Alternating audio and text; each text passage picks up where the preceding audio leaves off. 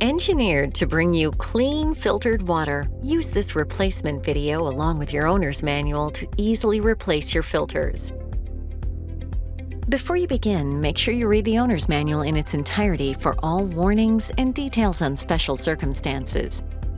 For peak performance, Stage 1 and 3 filters will be replaced every 6 months, and the Stage 2 filter will be replaced every 12 months. Let's begin. Place a towel below your system to catch any water. Turn off the cold water valve and release pressure by turning on the dedicated faucet until water stops flowing. Remove the cartridges from the system and discard.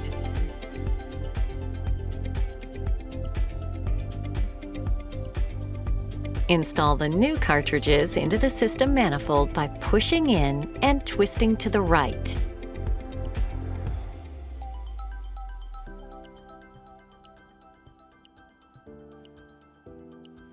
Next, turn on the cold water valve and confirm the dedicated faucet is off. While the tank refills, carefully check for leaks. If there are no leaks, turn on the dedicated faucet and allow the tank to empty.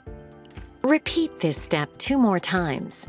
Once you've emptied 3 tanks of water, close all faucets and refill for use.